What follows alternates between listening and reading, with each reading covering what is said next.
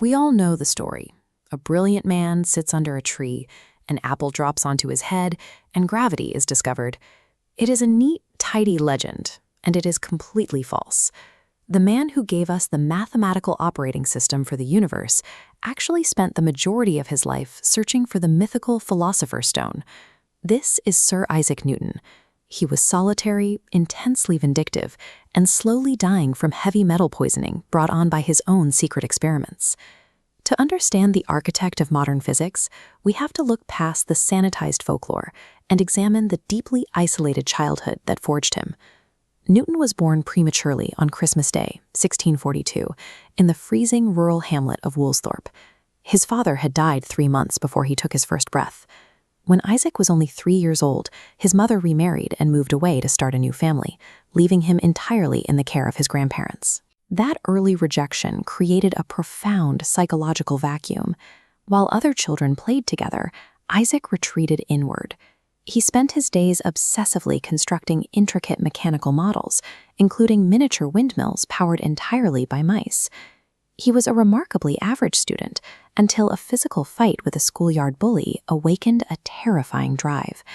Newton decided it wasn't enough to beat his rival with his fists. He needed to humiliate him intellectually instead. Within months, he was the top student in the school. This pattern of isolation, followed by intellectual combat, defined his life.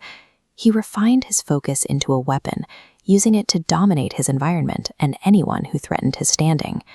In 1665, the Great Plague ravaged England, forcing Cambridge University to close.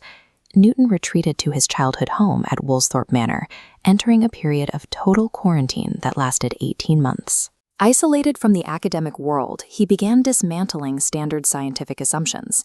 By passing a single beam of sunlight through a glass prism in his darkened bedroom, he proved that white light actually contains the entire color spectrum.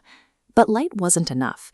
He needed a way to measure the dynamic, constantly changing rates of the cosmos. To map the accelerating curve of a planet's orbit, a 24-year-old Newton invented calculus. He then realized the exact same force dragging an apple to the dirt extends infinitely upward, trapping the moon in a perpetual state of falling around the Earth. In a matter of months, a single isolated student shattered the ancient, universally accepted belief that the heavens and the Earth operated under entirely different physical laws. He hoarded these ideas in total secrecy for 2 decades.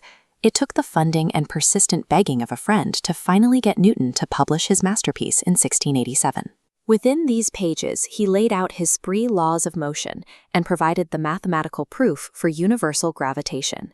Centuries later, economist John Maynard Keynes purchased a trunk of Newton's unpublished papers. After studying the handwritten notes, Keynes famously declared that Newton was the last of the magicians. These cryptic documents revealed decades of dangerous, obsessive alchemy. Newton spent countless hours attempting to synthesize the Philosopher's Stone and using complex mathematics to calculate the exact date of the biblical apocalypse.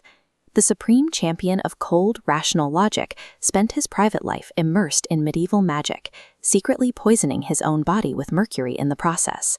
As Newton aged, he effectively abandoned pure scientific research to accumulate administrative power. Appointed to run the Royal Mint, he hunted down counterfeiters with lethal precision, personally ensuring several men were sent directly to the gallows. He eventually secured the presidency of the Royal Society, ruling the European scientific community with an uncompromising iron fist. When a bitter dispute erupted with German mathematician Gottfried Leibniz over who actually invented calculus, Newton weaponized his institutional power. He secretly authored an anonymous official report declaring himself the sole victor, and ruined Leibniz's reputation. The bullied, isolated boy from Woolsthorpe had transformed into an institutional tyrant, deploying his unmatched intellect to discover universal truths and simultaneously destroy his rivals. Isaac Newton died at the age of 84. He was given a massive state funeral and buried in Westminster Abbey, an honor previously strictly reserved for monarchs. He remains a profound contradiction, a solitary, vindictive alchemist whose mathematical laws provided the foundational tools for the scientific revolution. Do you think the magnitude of his intellectual contributions excuses the dark, ruthless reality of the man behind the math?